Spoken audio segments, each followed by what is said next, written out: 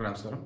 MTP medical termination of pregnancy ఈ act ప్రకారం 20 వారాల లోపు ఉన్నటువంటి గర్భాన్ని గనక తొలగించాలని ఒక మహిళ అనుకున్నట్టయితే ఒక ఆర్ఎంపీ పర్యవేక్షణలో అతని అనుమతితో చేయాలి. అదే 20 నుంచి 24 వారాలు కనుక అయినట్టయితే ఇద్దరు ఆర్ఎంపీల పర్మిషన్తో లైకతో చేయొచ్చు.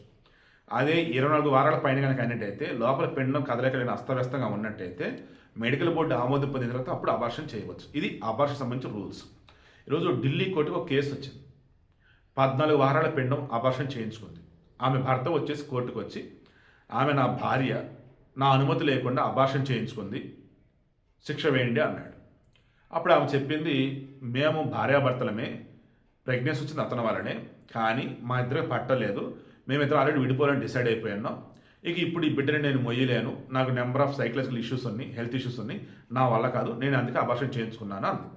ఇక ఢిల్లీ కోర్టు ఏం చెప్పింది, medical termination of abortion act ప్రకారం, మెడికల్ టర్మినేషన్ ప్రెగ్నెన్సీ యాక్ట్ ప్రకారం ఒక మహిళకి సంబంధించి భర్త చనిపోయినప్పుడు, ఒక మహిళకి సంబంధించి లైంగిక వేధింపులు ఆమె జరిగినప్పుడు, ఒక మహిళకి సంబంధించి మైనర్ అయినప్పుడు, ఒక మహిళకి సంబంధించేసి ఏదైనా ప్రమాదాలు గాయపడ్డప్పుడు, ఒక మహిళకి సంబంధించి మానసిక ఇబ్బందులు ఎదురైనప్పుడు, ఒక మహిళకి సంబంధించి భర్తతో విడిపోదాం అనుకున్నప్పుడు, ఒక మహిళకి సంబంధించి విడాకులు తీసుకున్నప్పుడు, ఒక మహిళకి సంబంధించి అట్టెపట్లు అసలు తన అంగీకారం లేకుండా ఉన్నప్పుడు, ఈ అన్ని పరిస్థితుల్లో కూడా మీరు దట్ మీన్స్ మహిళ వితౌట్ ఎనీ పర్మిషన్, అసలు ఎవరి పర్మిషన్ అవసరం లేకుండా డాక్టర్ దగ్గరికి వెళ్ళిపోయి నేను అబార్షన్ చేయించుకుందాం అనుకుంటున్నాను, సో అండ్ సో కండిషన్ చెప్తే వాళ్ళు చెక్ చేసి ఇబ్బంది ఏమి లేకుండా అబార్షన్ చేసేయచ్చు. సో అంతే వీడికి ఇంటికి మీకు అర్థమైందా? భర్త చనిపోయాడు, దెన్ బిడ్డకి సంబంధించిన తండ్రి ఎవరైనప్పుడు ఇబ్బందులు ఎదురవుతాయి, సో వద్దు, ప్రెగ్నెన్సీ ఉన్నా సరే అబార్షన్ చేయించుకోవచ్చు.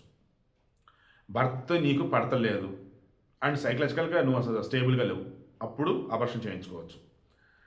అండ్ విడాకులు తీసుకోవాలనుకున్నా అప్పుడు. సో ముందు చెప్పిన కండిషన్స్. వీడికి మెయిన్ ఇంటెన్షన్ ఏంటంటే, మీలో చాలామంది ఆడవాళ్ళు బలవంతంగా ప్రెగ్నెన్సీని భరిస్తూ ఉంటారు. వద్దండి, బలవంతంగా వద్దు, సైకలాజికల్ ఇబ్బందులు ఉన్నప్పుడు వద్దు.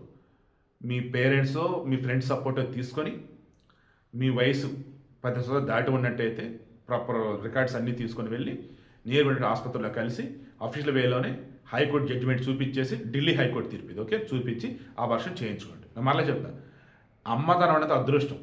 ఆ అమ్మతనం వద్దని ఒక ఆడది కోరుకుంటుంది అంటే ఆ మీనింగ్ ఏంటంటే అక్కడ ఆమె పడే వేధింపులు, నరకయాతన పడుతుంది కాబట్టి బిడ్డ వద్దని అనుకుంటుంది.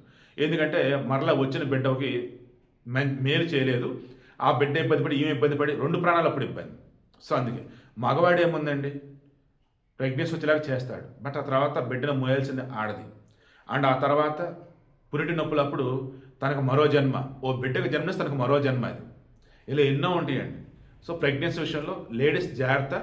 అబార్షన్ చేయించుకోవాల్సి వచ్చినప్పుడు వితిన్ 20 వీక్స్ అంటే 20 వారాల లోపు వితౌట్ ఎవరి పర్మిషన్ లేకుండా ప్రెగ్నెన్సీని మీరు తీయించేసుకోవచ్చు. బట్ అది కూడా మీ మనస్సాక్షి చెప్పిన ప్రకారం చేయండి.